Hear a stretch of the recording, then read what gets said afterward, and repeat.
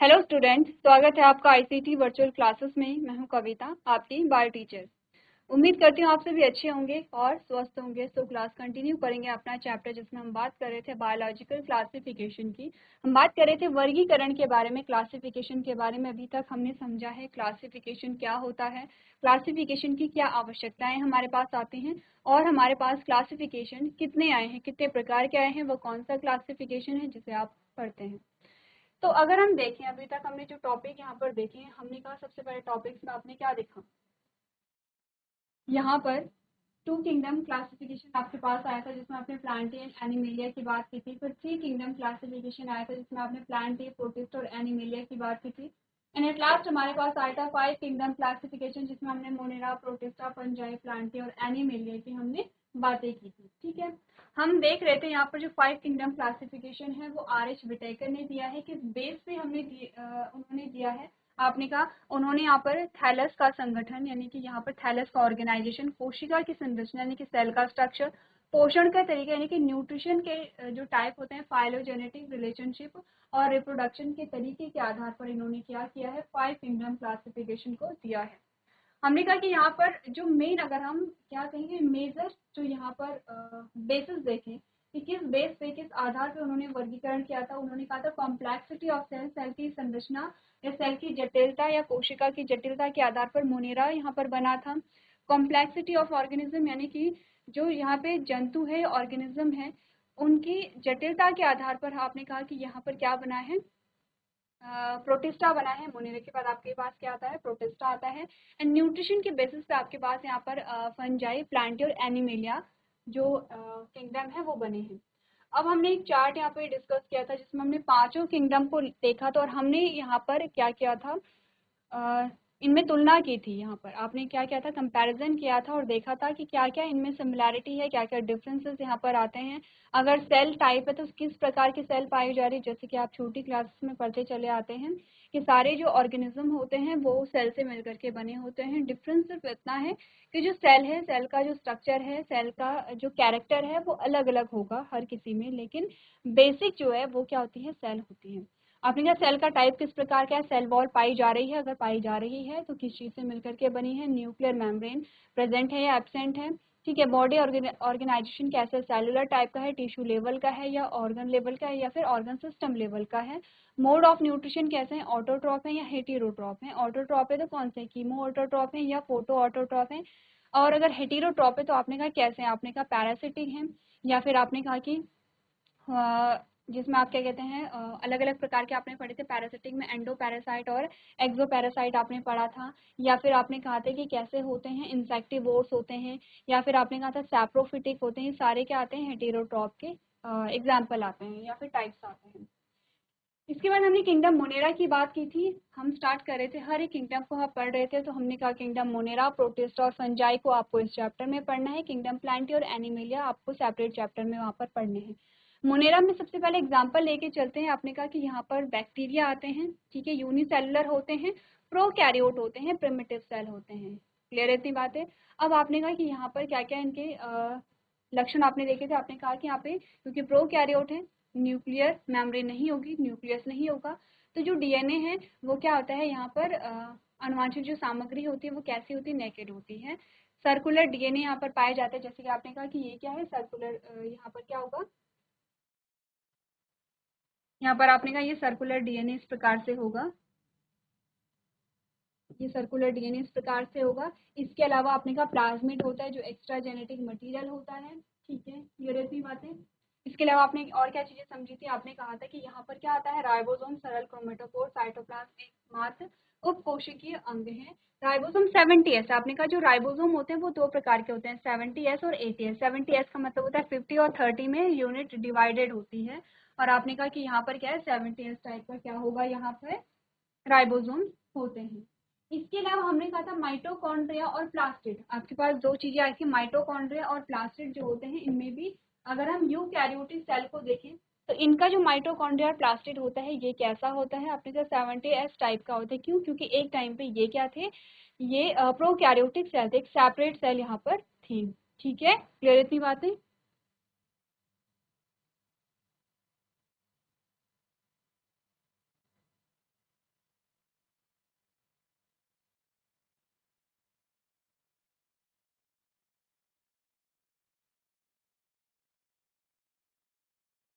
चलिए, इसके बाद हमारे पास जो नेक्स्ट पॉइंट आए थे, इसमें हमने बात की थी बैक्टीरिया के अलग अलग प्रकार की शेप के अकॉर्डिंग कोकस होते हैं, बैसिलस होते हैं, विब्रियो होता है, स्पाइरलम होते हैं, ठीक है, अलग अलग शेप के अकॉर्डिंग है, इनके एग्जाम्पल भी आपके पास अलग अलग आएंगे।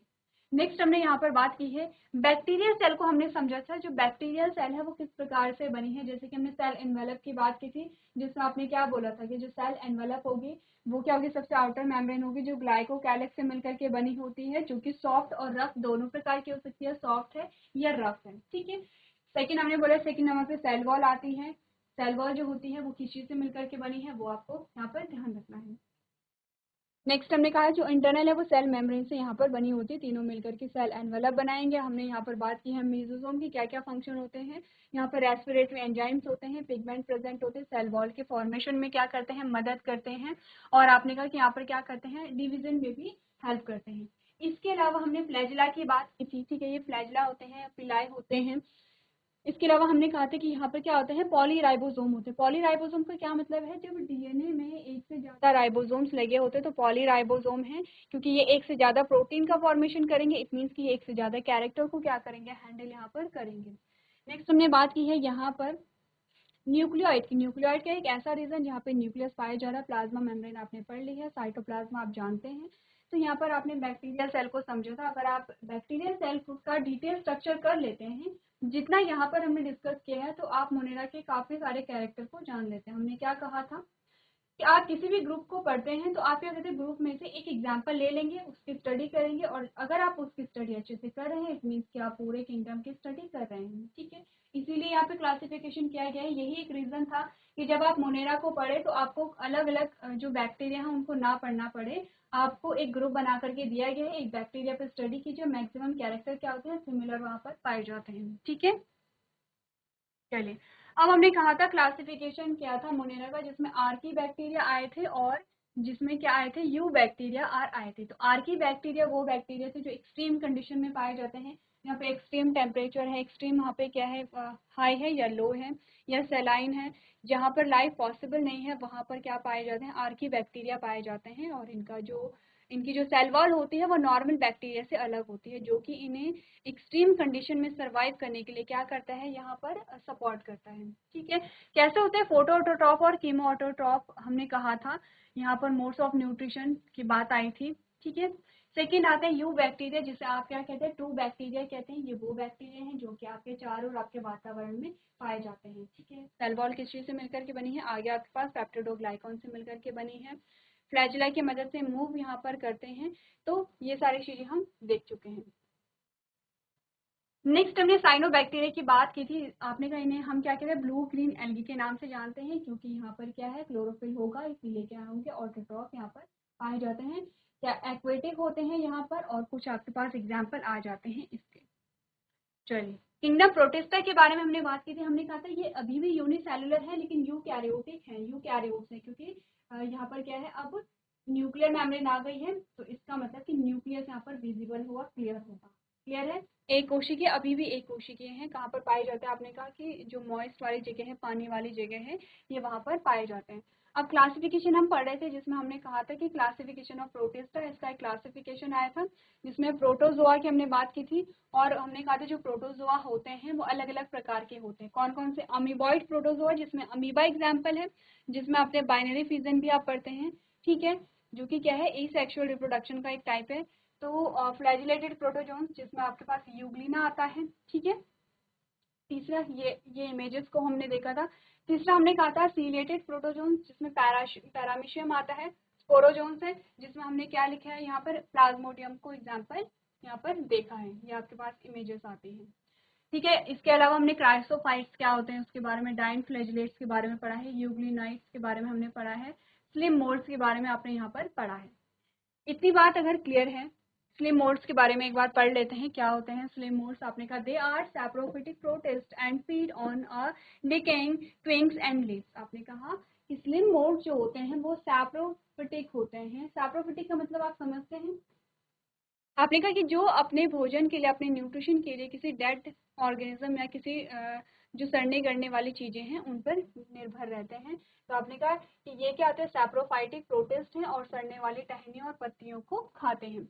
Under favorable conditions, they form a aggregation called a plasmodium, which produce a protein bodies bearing spores. आपने कहा अनुकूल परिस्थितियों में ये प्लाज्मोडियम नामक एक एकत्रीकरण बनाते हैं जो बीजाणु वाले फलने वाले पिंडों का निर्माण करते हैं। क्या बनाएंगे यहाँ पर? आपने कहा कि क्या करेंगे? They form a aggregation called a plasmodium which produce a protein bodies bearing spores. Spore का प्रोडक्शन करता है। ठीक है, नेक्स्ट आपने बोला the cell wall of spores contain a cellulose. जो सेल वॉल होगी वो कैसे होती है? सेलुलोज। हमने क्या बोला था जब हम सेल वॉल की बात कर रहे थे? तो हमने कहा कि यहाँ पर क्या होते हैं, सिर्फ किंगडम एनिमेलिया को छोड़ करके बाकी के जो अदर किंगडम आपके पास आते हैं वो कैसे होते हैं? इनमें सेल वॉल पाई जाती है। तो जब हमने किंगडम प्रोटिस्टा की बात की थी तो हमने कहा था कि यहाँ पर इनमें कुछ में सेल वॉल पाई जाती है। तो जैसे यहाँ पर आपको बताया जो स्लिम मोल्ड है उनकी जो कोशिका भित्ति या सेल वॉल होती है वो सेलुलोज से मिलकर के बनी होती है। The spores are dispersed by air currents. आपने कहा जो स्पोर बने हैं, जो बीजाणु बने हैं, वो कैसे डिस्पर्स होंगे, कैसे फैलेंगे? हवा के माध्यम से। एग्जाम्पल आपके पास क्या है? फिजेरम एंड फुलिगो। फिजेरम एंड फुलिगो आपके पास क्या आए हैं? यहाँ पर एग्जाम्पल आए हैं। एक बार स्लिम मोल्ड्स के जो कैरेक्टर हैं उसे आप पढ़िए, उसके बाद हम अपना नेक्स्ट जो किंगडम है किंगडम फंजाई उसके बारे में बात करेंगे। जो किंगडम फंजाई है वहाँ पर कुछ एग्जाम्पल आपके पास आते हैं, जैसे कि हम ईस्ट की बात करते हैं, जैसे कि हम मशरूम की बात करते हैं। दो एग्जाम्पल आप फ्रीक्वेंटली पढ़ते चले आते हैं। तो एक बार स्लिम मोल्ड्स को पढ़िए, उसके बाद हम बात करेंगे यहाँ पर किसके बारे में? किंगडम फंजाई के बारे में।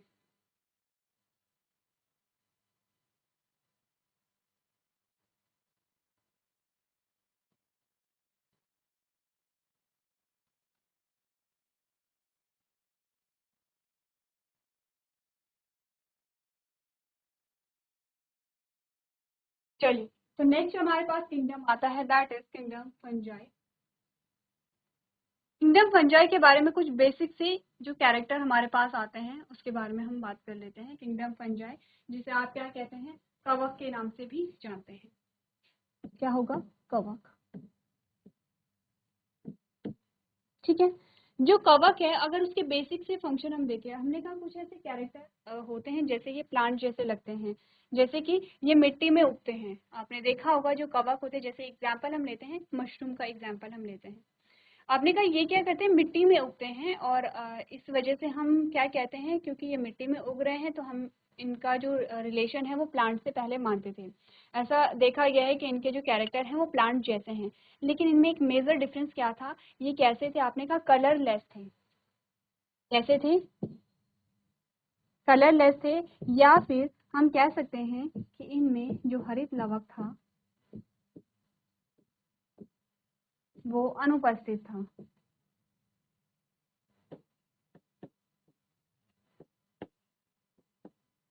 ठीक है, अगर हरित लवक अनुपस्थित है तो आपने कहा ये कैसे थे? परपोषी थे, हेटेरोट्रॉप थे। क्लियर है? ये कैसे थे? हेटेरोट्रॉप थे, यानी कि अपने भोजन का निर्माण ये स्वयं नहीं कर सकते थे। तो हमने कहा जो प्लांट्स है, प्लांट्स का जो मेजर कैरेक्टर होते हैं, हमने कहा कि प्लांट्स को हम किस कैटेगरी में? सबसे पहले अगर कोई भी एक नया ऑर्गेनिज्म या कोई भी एक नया क्रिएचर दिखा है, जैसे क्लासिफिकेशन की हम बात कर रहे हैं, तो हमने क्या कहा कि कोई भी हमें नया क्रिएचर दिखा तो हम उसके बेसिक से कैरेक्टर देखते हैं कि ये किस ग्रुप में या किस किंगडम से बिलोंग कर सकता है। तो अगर हम किंगडम प्लांटी के कैरेक्टर को देखते हैं तो सबसे पहला कैरेक्टर हम देखते हैं कि क्या ये फोटोसिंथेटिक है, क्या इसमें क्लोरोफिल पाया जा रहा है। ठीक है, इनमें क्लोरोफिल ही अनुपस्थित था, क्लोरोफिल नहीं पाया जा रहा था, और ये कैसे थे? हेटेरोट्रॉप थे। हेटेरोट्रॉप में हमने कहा किस प्रकार के कौन से प्रकार का इनमें पोषण पाया जा रहा है, यानी कि हेटेरोट्रॉप और पोषी का कौन सा प्रकार इनमें पाया जा रहा है? तो हमने कहा ये थे मृतोपजीवी।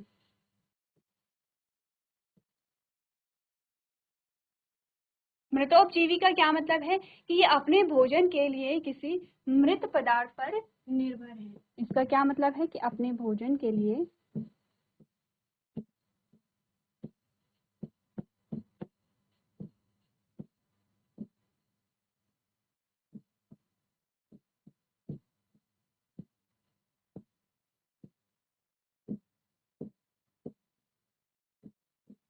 मृत पदार्थ पर निर्भर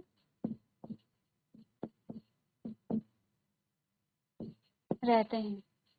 ठीक है, जैसे कि जो सड़े गले, जैसे आपने देखा होगा कि जो रेनी सीजन होता है, रेनी सीजन में आप देखते हैं कि जो भी यहाँ पर लीफ होती हैं, जो पेड़ की पत्तियां होती हैं या जो फिर सूखे पेड़ होते हैं वो सड़ने लगते हैं, और वहीं पर आप देखते हैं कि जो मशरूम है या मशरूम जैसे जो स्ट्रक्चर है वो वहाँ पर आपको देखने को मिलते हैं। तो क्या समझे आप कवक के बारे में? आपने कहा तो सबसे पहले कि जो सॉइल है या सड़े गले पदार्थों में उगते हैं क्योंकि अपने भोजन के लिए किसी मृत पर निर्भर रहते हैं। लेकिन अगर हम फंगस की बात करें तो हमने कहा फंगस में सिर्फ यहाँ पर मशरूम नहीं आता या सिर्फ ईस्ट नहीं आता। ईस्ट की अगर हम बात करें, दूसरा एग्जाम्पल, पहला एग्जाम्पल आपके पास क्या है, मशरूम है, और दूसरा एग्जाम्पल आपके पास ईस्ट है।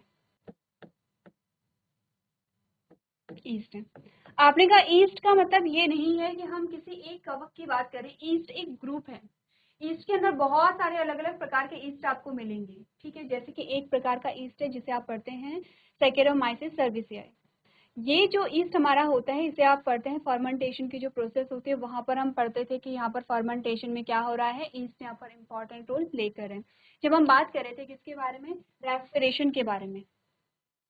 इतनी बात आपको क्लियर है? ये बेसिक सी चीजें, देखिए ये सारी जो चीजें हैं ये बेसिक सी चीजें हैं, कुछ अभी तक हमने नया नहीं पढ़ा है किंगडम फंजाई के बारे में, लेकिन आपको बेसिक्स पता होने चाहिए कि अगर आप कवक को पढ़ रहे हैं तो कवक के क्या क्या गुण आते हैं। हम जब बात कर रहे थे रेस्पिरेशन में,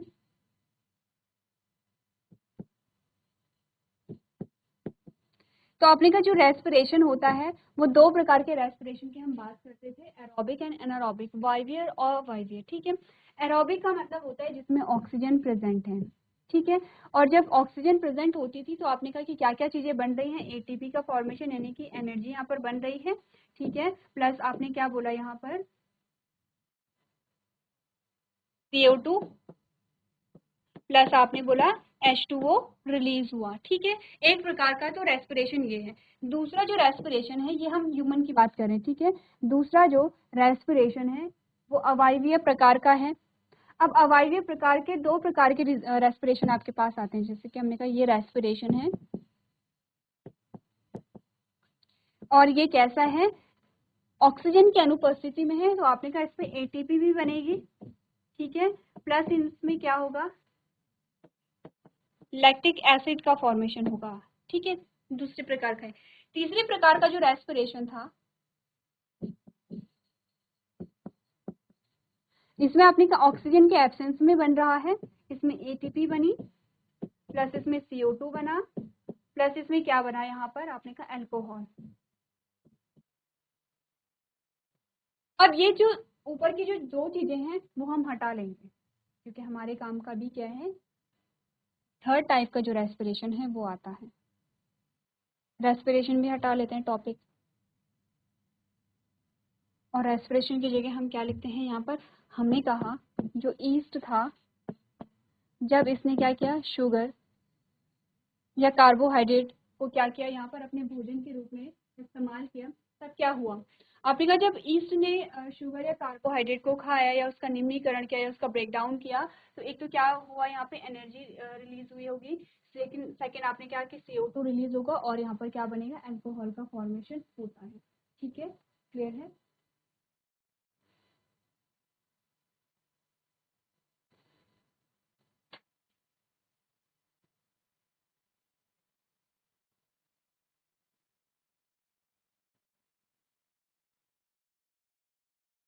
ठीक है, क्लियर है। अब इस बात से हम क्या समझे, हमने कहा कि यहाँ पर क्या हो रहा है, जैसे मशरूम है, आपने कहा मशरूम को हम किस लिए यूज कर रहे हैं, खाने के लिए हम यूज कर रहे हैं मशरूम को, एक यूज हम यहाँ पर देख रहे हैं। दूसरा हमने कहा ईस्ट, तो ईस्ट का क्या यूज हम करते हैं, जैसे कि आप यहाँ पर कोई भी आप क्या बना रहे हैं, इडली बना रहे हैं या डोसा बना रहे हैं, उसका जो बैटर आप तैयार कर रहे हैं उसमें आप क्या करते हैं, ईस्ट को डाल देते हैं। इससे क्या होता है, यहाँ पर आपने कहा इससे जो डो है वो फूल जाता है, क्यों फूलता है, CO2 यानी कि कार्बन डाइऑक्साइड के प्रेजेंस के कारण या उसके प्रोडक्शन के कारण। इसके लिए अपने का फर्मेंटेशन की जो प्रोसेस होती है जिसमें अल्कोहल का फॉर्मेशन होता है, उसमें भी क्या होता है, ईस्ट का इंपॉर्टेंट रोल होता है। तो ये तो वो फंगस थे, वो फंजाई थे जिसका कि हमारी लाइफ में क्या है, यूज है। लेकिन कुछ ऐसे फंगस भी होते हैं जो हमारे लिए कैसे होते हैं, हार्मफुल यहाँ पर होते हैं, ठीक है। तो यहाँ पर हमने क्या बोला, जब हम क्लास 7th 8th में थे तब हमने एक चैप्टर पढ़ा था माइक्रो ऑर्गेनिज्म फ्रेंड एंड फो, उसी की हम बात करें कि जो किंगडम फंगस है, फंजाई है, उसमें आपको बहुत सारे क्या मिलेंगे, यहाँ पे फंगस मिलेंगे, बहुत सारे एग्जाम्पल मिलेंगे, जैसे कि ब्रेड मोल्ड आप जानते हैं, ठीक है, क्या होता है, हमारे लिए हार्मफुल होते हैं। जैसे कि आप देखते हैं कि यहाँ पर जो स्किन डिजीज होती है वो भी फंगस की वजह से होती है, जैसे कि कुछ जो प्लांट डिजीज होती है वो भी फंगस की वजह से होती है। तो दोनों प्रकार के आपके पास क्या आती है, फंगस आती है। अब आपको फंगस का क्या करना है, कैरेक्टर्स पढ़ने हैं। तो क्या क्या चीजें आप समझते हैं, तो सबसे पहले तो हम ये समझेंगे कि जो सेल टाइप है वो किस प्रकार का है, सेल वॉल किस चीज से मिलकर के बनी है, ठीक है, इनमें जो पोषण का तरीका कौन सा है, रिप्रोडक्शन के कौन से तरीके इनमें पाए जा रहे हैं। तो जो किंगडम फंजाई है उसको थोड़ा सा डिटेल में हम समझेंगे। आपने कहा they are a chlorophyllous heterotrophic spore forming non vascular eukaryotic organism. ध्यान रखिए कि अभी तक हमने किंगडम मोनेरा की बात की है, तो वो कैसे थे, आपने कहा कि वो थे यूनिसेलुलर, एक कोशिकीय। दूसरी हमने बात की है कि यहाँ पर किंगडम प्रोटिस्टा था, वो भी कैसे थे, यूनिसेलुलर थे, लेकिन कैसे थे, अब यहाँ पर यूकैरियोटिक आ गए। किंगडम फंजाई या कवक की आप बात करेंगे तो मेजर डिफरेंस यहाँ पर आया है कि ये अब कैसे हो गए हैं, मल्टी सेलुलर या बहुकोशिकीय ये हो गए हैं। कैसे हैं, मल्टी सेलुलर या बहुकोशिकीय। आप नए नए जो कैरेक्टर आ रहे हैं उन्हें ऐड करते हुए चले जाएंगे, ठीक है। आपने कहा कि कैसे हैं, ये बहुकोशिकीय हैं,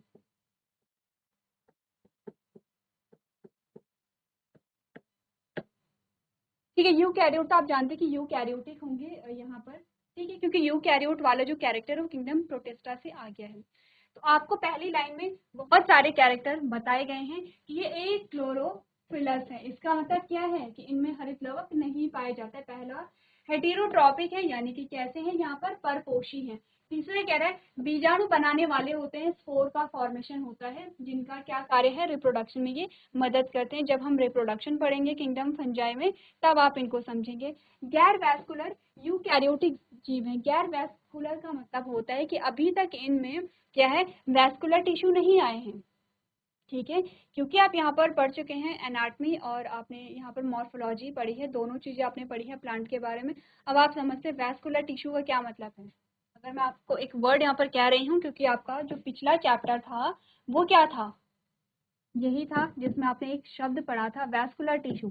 वैस्कुलर टिश्यू या वैस्कुलर बंडल से क्या मतलब है, आपने कहा जाइलम एंड फ्लोएम की हम बात कर रहे हैं। हमने कहा अभी तक जो वैस्कुलर टिश्यू है वो नहीं आए हैं, जाइलम फ्लोएम नहीं आए हैं, अभी तक टिश्यू नहीं बने हैं, मल्टी सेलुलर है। लेकिन इतना आपने कहा कि जो यहाँ पे कॉम्प्लेक्स टिश्यू है, कॉम्प्लेक्स टिश्यू ने जटिल ऊतकों का निर्माण नहीं हुआ है, ठीक है, क्लियर है।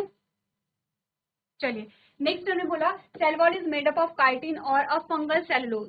जो यहाँ पर कोशिका भित्ति होती है वह काइटिन या कवक सेलुलोज से मिलकर के बनी होती है।